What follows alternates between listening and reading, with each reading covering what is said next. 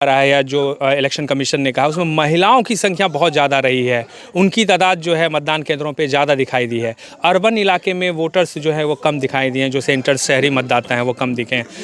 महिलाओं की संख्या बढ़ना आप लोगों के लिए उत्साहवर्धक है?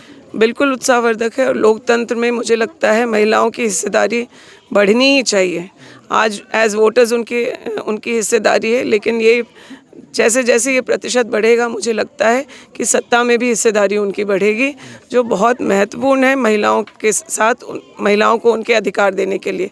आज हम जब मल्टीपल महिला विधायक हैं साथ में, खास करके हमारी पार्टी में, तो हम लोग को पार्टी के सामने कोई बात रखनी है या फिर कोई निर्णय पॉलिसी मेकिंग में कोई बात ऐसी होती है जिसमें थोड़ा जेंडर सेंसिटिवनेस होना चाहिए, तो हम अपनी बातों को मजबूती से रख पाते हैं जब कई लोग होते हैं। मैया सम्मान की आप चर्चा करी थी, मैं 2-3 सभा जो अभी आप करती हुई आ रही थी नुक्कड़ सभा में, मैया सम्मान आपको लगता है कि इस तरह की योजनाएं काम कर रही हैं या इससे महिलाएं जो हैं वो कहीं ना कहीं उनको एक हेल्प मिल रहा है जो घर में रहती हैं, खास तौर से ग्रामीण इलाकों में? देखिए, महिलाओं के बारे में इस प्रकार से कोई सरकार ने नहीं सोची थी। डबल इंजन की भी सरकार रही, लेकिन महिलाओं को उनकी हिस्सेदारी देने की बात कभी भी नहीं थी।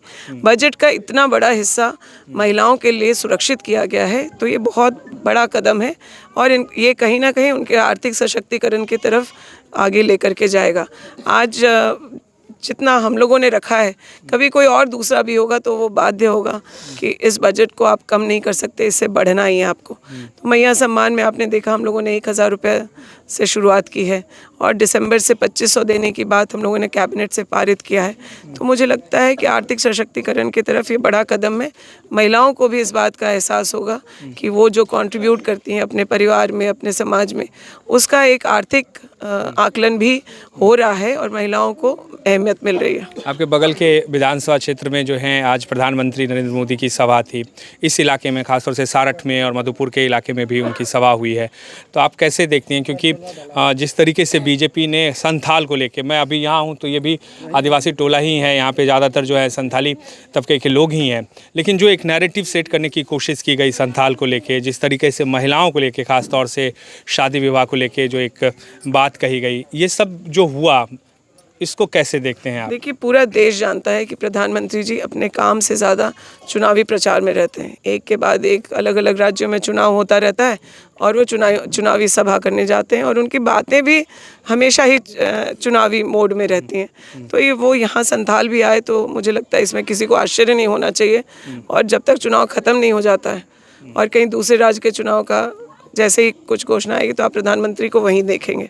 और संथाल को लेकर के जो आघात भाजपा ने किया है, हम सब जानते हैं चुनाव खत्म हो जाएगा तो इस तरह की बातें बंद हो जाएंगी, लेकिन इसको संथाल के लोगों ने बहुत गंभीरता से लिया है और आने वाले दिनों में मुझे लगता है भाजपा की सबसे बुरी हार संथाल परगना से होगी। दीपिका पांडे अपने किन कामों को लेकर लोगों के बीच जा रही हैं जो पिछले 5 साल में आपने किया अपने इलाके में? आपको लगता है कि उसके बल पे आपको लोगों का समर्थन मिलना चाहिए, वोट मिलनी चाहिए? बिल्कुल, मुझे लगता है कि जो हम लोगों ने स्वास्थ्य सुविधा या शिक्षा को लेकर के जो काम किया या लोगों के जो बुनियादी ज़रूरतों की चीज़ थी, सड़क हो, चेक डैम्स हो, सिंचाई की व्यवस्था दुरुस्त करने की बात हो, जो कृषक हैं उनके धान की अधिप्राप्ति की बात हो, इन सब चीज़ों को हम लोगों ने लेकर के बहुत काम किया अपने क्षेत्र में।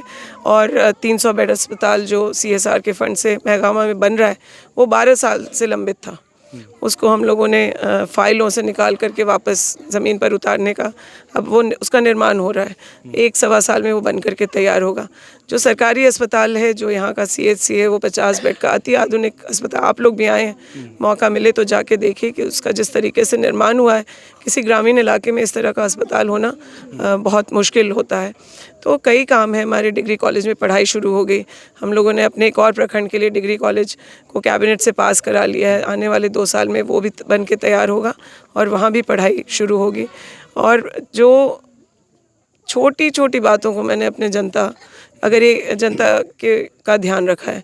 अगर मुझे एक मैसेज और फ़ोन पर लोगों ने हैंडपम्प रिपेयर कराने को कहा हो, चाहे अस्पताल में किसी तरह की परेशानी हो रही है, देर रात 12 बजे मैटरनिटी का कोई केस हो या फिर कोई कहीं एक्सीडेंट से ग्रसित हो गया, तो हम लोगों ने बहुत क्लोजली अपने परिवार की तरह अपने क्षेत्र को संभालने का काम किया, तो मुझे लगता है इसकी वजह से मुझे जनता का आशीर्वाद भी मिला। जीत को लेकर आश्वस्त हैं आप? हम बिल्कुल आश्वस्त हैं, पिछली बार से ज़्यादा वोटों से जीतेंगे। बहुत शुक्रिया। ये थी हमारे साथ दीपिका पांडे।